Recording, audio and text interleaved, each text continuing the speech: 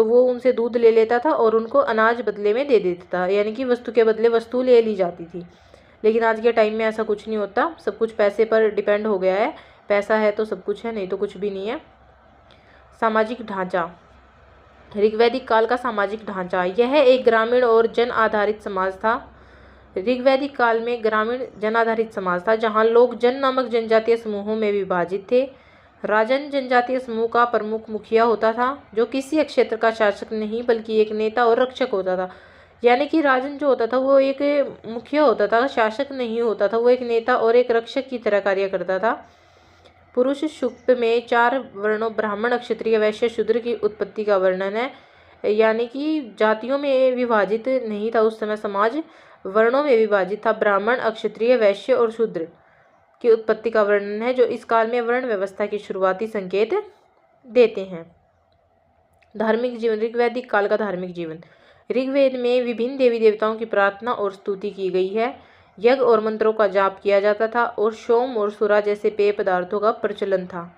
सत्य और ऋत, ब्रह्मांड को नियंत्रित करने वाला नैतिक नियम जैसी अवधारणाओं को महत्वपूर्ण माना जाता था। ऋग्वैदिक काल की अन्य विशेषताएं। ऋग्वैदिक काल में बाल विवाह और पर्दा प्रथा का प्रचलन नहीं था। ऋग्वैदिक काल में कोई बाल विवाह नहीं होते थे, कोई पर्दा प्रथा भी नहीं थी।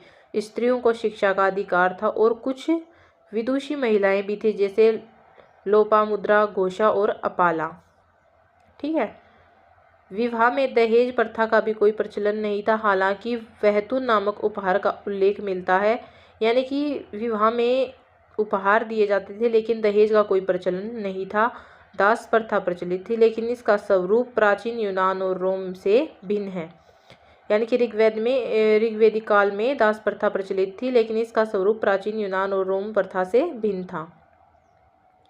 वैदिक संस्कृति का संस्थापक आर्यों को माना जाता है। आर्य शब्द का शाब्दिक अर्थ श्रेष्ठ, कुलीन, उत्तम, उत्कृष्ट होता है।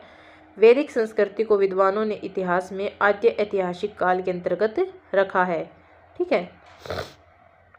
ऋग्वेद की रचना प्रारंभिक वैदिक युग में हुई, जिसका समय आमतौर पर 1500 ईसा पूर्व से 1000 ईसा पूर्व के बीच में माना जाता है।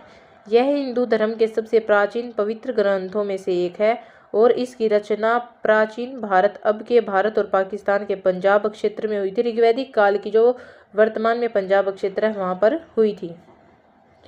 रचना काल। विद्वानों का मत है कि ऋग्वेद की रचना सैकड़ों वर्षों में हुई, जिसकी शुरुआत लगभग 1500 ईसा पूर्व के आसपास हुई थी। अवधि। इसका समय 1500 ईसा पूर्व से 1000 ईसा पूर्व के